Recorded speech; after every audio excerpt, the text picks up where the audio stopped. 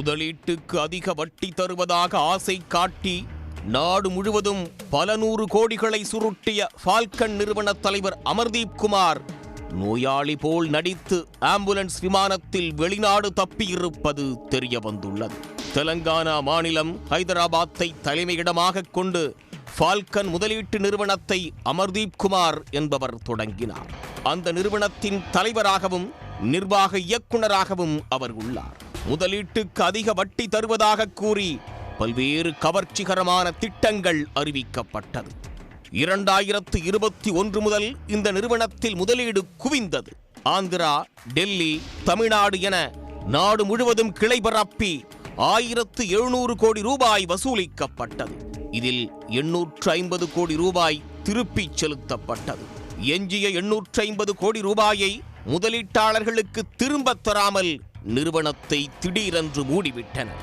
அதனால் அதிர்ச்சியடைந்த முதலீட்டாளர்கள் நிறுவனத்தை முற்றுகையிட்டு போராட்டத்தில் ஈடுபட்டனர். பாதிக்கப்பட்டவர்களின் புகார் அடிப்படையில் சைபராபாத் பொருளாதார குற்றப்பிரிவில் கடந்த மாதம் 15ஆம் தேதி வழக்கு பதிவு செய்யப்பட்டது. அதற்கு முன்பே ஃபால்கன் நிறுவனத்தின் முக்கிய நிர்வாகிகள் தலைமறைவாகிவிட்டனர். அவர்கள் துபாய்க்கு தப்பிச் சென்று விட்டனர்.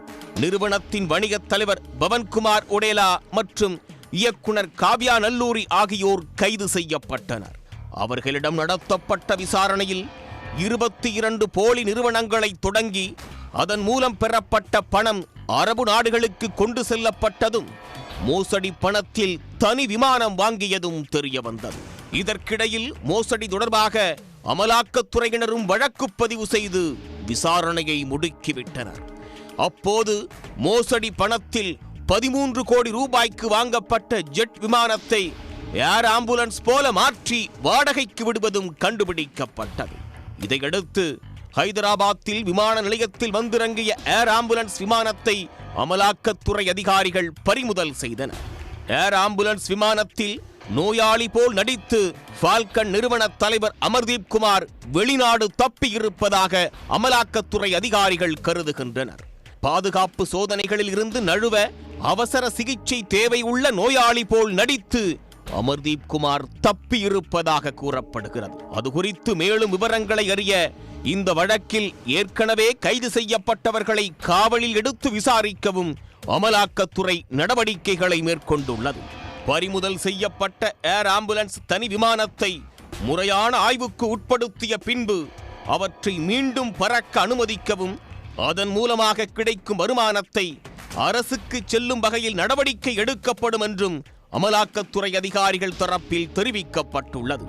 விமான ஆம்புலன்ஸில் பயணிக்கும் ஒருவர் உண்மையில் ஒரு நோயாளியா என்பதை சரிபார்க்க விமான நிலையத்தில் பொது விமான போக்குவரத்து முனையங்களில் ஏற்பாடுகள் அல்லது மருத்துவ நிபுணர்கள் இல்லை என்ற கருத்து தெரிவிக்கப்பட்டுள்ளது. இதனால் அந்த அமைப்பை தவறாக பயன்படுத்துவது எளிது என்றும் தொழில் சார்ந்தவர்கள் தெரிவித்துள்ளனர். மருத்துவ பதிவுகளை மட்டும் ஆதாரமாக கொண்டு சார்ட்டர் ஆபரேட்டர்கள் ஆய்வுகளை தவிர்த்து விமான ஆம்புலன்ஸ்களை அதிக லாபகரமான வணிகமாக மாற்ற முடியும். 1 மணி நேரத்திற்கு 5,50,000 ரூபாய்க்கு விமான ஆம்புலன்ஸ் இயக்குவது பெரும் வருவாயை ஈட்டுகிறது. அதே நேரத்தில் விமான நிலையம், ஏடிசி மற்றும் பிற அதிகாரிகளிடமிருந்து முன்னுரிமை அனுமதியையும் பெற முடிவதாகவும் கூறியிருக்கின்றனர். விமான ஆம்புலன்ஸ்களில் பறக்கும் பயணிகளின் மருத்துவ நியாயத்தன்மையை விமான நிலைய மற்றும் பாதுகாப்பு ஊழியர்கள் சரிபார்க்கிறார்கள்.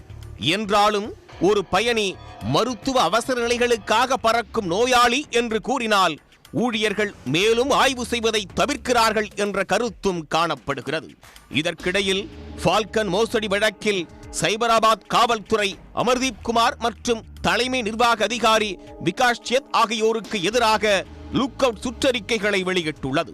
குற்றம் சாட்டப்பட்டவர்களை கண்டுபிடித்து வழக்கு தொடுப்பதிலும் குற்றம் சாட்டப்பட்டவர்களின் குற்ற பின்னணியை கண்டறிய குற்றவியல் ஆதாரங்களை சேகரிப்பதிலும் கவனம் செலுத்தப்படுவதாக சைபராபாத் காவல்துறை ஆணையர் அவினாஷ் மொகந்தி கூறினார். அசையா சொத்துக்கள் அடையாளம் காணப்பட்டிருக்கின்றன. மேலும் முத்திரைகள் மற்றும் பதிவுத்துறையின் சரிபார்ப்புக்கு பிறகு பறிமுதல் செய்யப்படும்.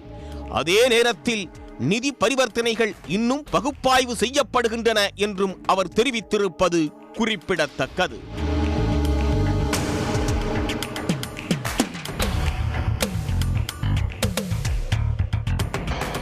உடனுக்குடன் செய்திகளை தெரிந்து கொள்ள சன் நியூஸ் பெல் ஐகானை கிளிக் பண்ணுங்க.